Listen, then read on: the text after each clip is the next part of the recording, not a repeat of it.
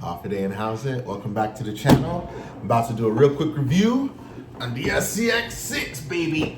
And she's a big one. Of course, the chassis rail, like you can. Half a day and how's it, guys? Thanks for tuning back into this SD kit.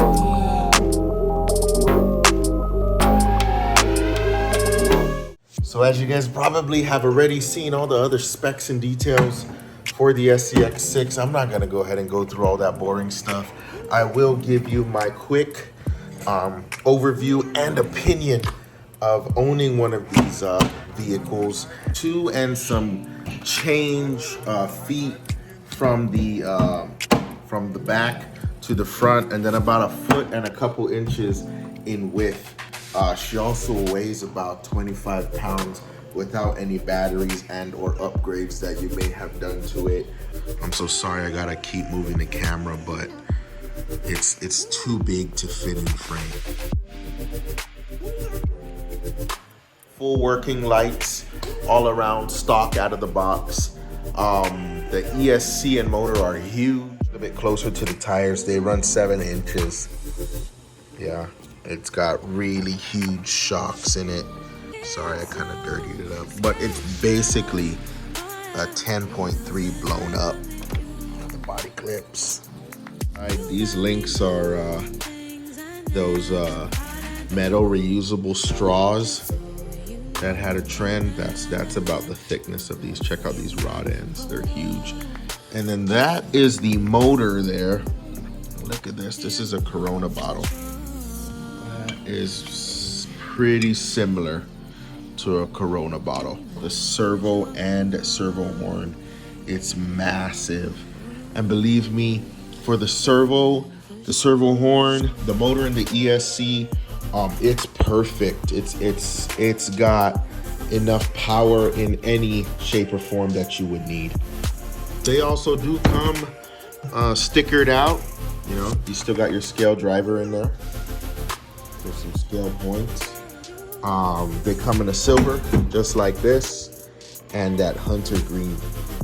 The electronics on the vehicle are full spectrum, and so it comes with the Spectrum remote that has the smart gauge for the battery meter and all this other good stuff. And so if you have the charger and the batteries that go with that, they work perfectly fine. It's actually really good because when you're in the mountain and or trailing, and you know that she's running out of battery, you might want to take her back to the car, because carrying this back with the 2 batteries that are running inside is an easy 35-40 pounds.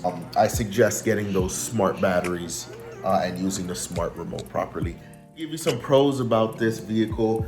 It is definitely a showstopper, and believe me when I tell you that people dig it.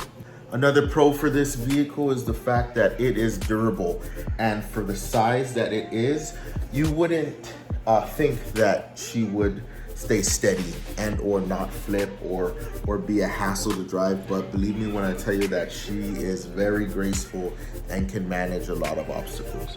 So for some cons, man, the price range, that's very, very, very big. $1,200 for something like this. It's definitely not your first vehicle that you'll be buying. I think a lot of the investors for something like this would have to be, this is more like a collector's item, and or a lot of one-to-one driving up in the mountains and Channel 10 and things like that here on Guam. So this would do a lot better on those almost real one-to-one obstacles. Another con, and the biggest thing that I have a problem with this vehicle, is storing it. This can't fit under your kitchen sink if that's the space that you have it. If you put it on a rack, oh my goodness, it's gonna take the whole shelf on a rack or shelf. You're trying to hide it because you got holiday season coming up and you gotta put up the Christmas tree and stuff. Bro, it's hard to hide.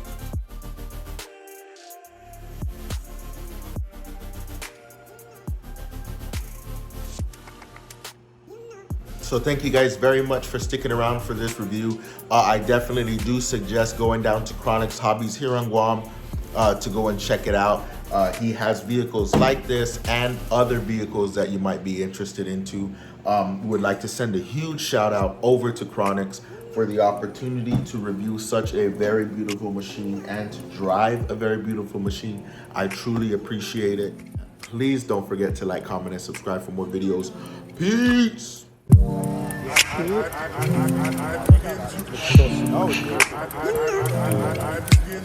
Nice part. Fucking hazard, dude. Yeah.